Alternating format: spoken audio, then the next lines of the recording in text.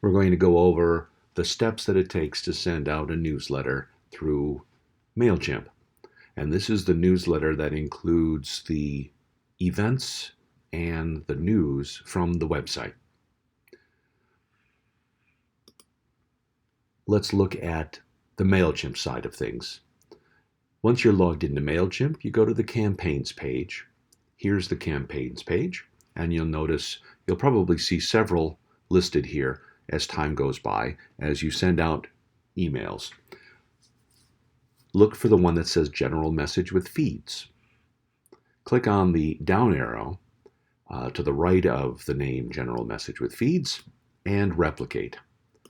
Once you've replicated, it's going to make a copy of General Message with Feeds and bring you to the editing page for putting all the information about this particular campaign. First thing to do is give it a new name.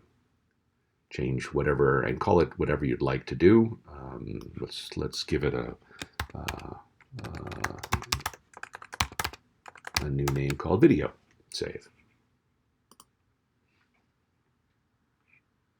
Now that that's done, look down the list. There are several items that you need to do. First one is could be left alone, and that is who your audience is. You already are configured to send it to your main audience. The from address is typically always the same. It's the ACI's newsletter email address. The subject line needs to change, so click Add Subject. Then put in whatever the title is, something that's catchy for getting their attention.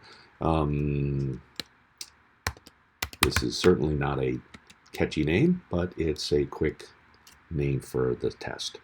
The preview text is what shows up in your email before you open up the email. Many people's email program shows the from address, the subject matter, and the beginning message. So something that will, again, try to catch their eye.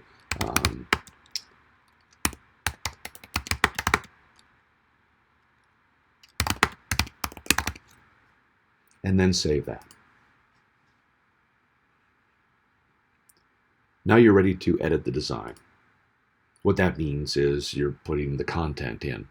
The template is all ready to go. That's why you made a copy. All you have to do then is make modifications to your copy. You have your logo followed by the beginning of the message, probably something along the same lines as your subject. If you click anywhere in the box on the left-hand side, the right-hand side becomes an editing area. And now you can go in, highlight, and type in your new message. Whatever that subject line is, that should be the headline for your newsletter. Then highlight this and start typing in. You could type paragraphs if you want. Keep it simple. That's pretty much the rule of thumb for sending out newsletters. That's the basic message. If you want to do more, you can add more. There's a number of different items that you can add onto the page. All of those can be seen after you've saved this section here. Click Save and Close, and you have these other types of items. You can put in a picture, for instance, or even a group of pictures. If you want a button to have them go and do something very specific, you could put in a button. So there's a number of different items, and all you need to do is click, drag down, and drop it onto the other side. In this case, the idea is that the message needs to be nice and clean and basic, and so that's what this template does for you, already does that. If I scroll down, the next thing I notice is I put a divider in here. You could leave that in or remove it. Then after that is the upcoming events feed code. All right, this here, if I click on it, two things happen. You'll notice this beginning message is just some text I typed in. If you want to put something different there, go right ahead. But the line below it needs to stay exactly as is. That's code that Mailchimp, the program, is going to read. And of course, being a program, it needs to be exact. So leave that line exactly as is. The only thing you might want to do, if you don't want as many events listed. Right now, the number of events listed is a maximum of 4. So if there are more than 4 or more in on the website, which we'll cover in another video, then only those top 4, most recent 4, are going to be listed here because of count equals 4. If you want to change that number, you could change it to 1 or 3 or whatever. Also, I would recommend that you leave this alone. Equals titles means just show me the title of the event and not any other information along with it. It keeps your list nice and simple. Once you're done editing it, again, save and close. What you're saving and closing is that section of the editing of the newsletter that you're editing. The next section is a highlighted area. It's meant to divide up the upcoming events from the latest news, and it's also meant to highlight something important that you want them to know about. It might be something specific about one of the new news items that you're about to tell them. If you don't need that section, simply click the garbage can here and it'll be deleted, so you don't have that section. The next section is the latest news. Once again, there's a feed here. Leave the feed as is because it's code, but if you'd like to make a change to this text, go right ahead and change that text. Then save and close. When you're done with that editing, you're ready to go to the next step. But if you want to test first, the thing to do is to go up to where it says preview and test. Click on preview and test and you'll get several options. The one I use is send a test email. Click on that and I put in an address, so put in your address so that you get the test email and click send test. You'll get a little spinning item for letting you know that it's thinking about it, it's processing it in the background, and eventually your screen will come back with a one of two things.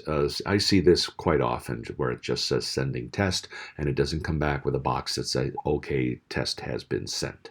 But never fear if while this is sitting here a message comes into your inbox, which should happen, it's already happened with me, then you can just close this window.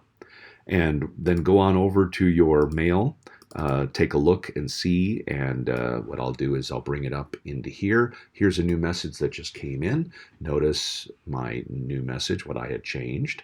My upcoming events, including, that's the only one that's currently listed on the website, so that's there. And this box, that's the attention-getting breakup between the events and the news, and then it shows the latest news. Notice it's got the title, it's got the person's, the author's name and when it was published, a synopsis of it, and a link to read more. That link goes to the same place that the title is linked to. And then the next article and the next article. There are 3 that are listed here, and that's your email. So if you're happy with that, you can simply come back to here, come to the next step, which is the save and close.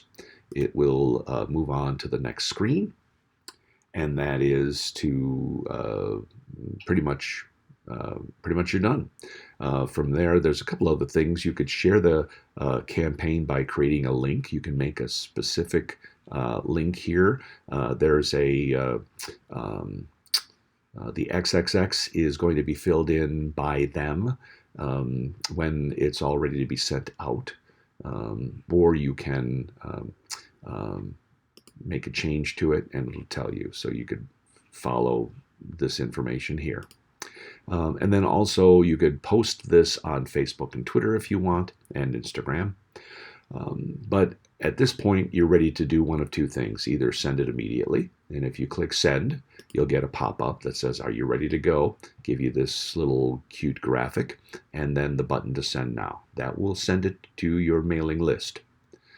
Or you can click on schedule, and then you can schedule the campaign to go to a particular date and time when you want it to go out. And once you fill those in, you'll get the schedule campaign and you're done. You can just close the Mailchimp application, log out, and it'll do it for you on the time and date that you gave it to do it. That's it on that side. Another video will tell you about how to put in an event and how to put in news stories on the website.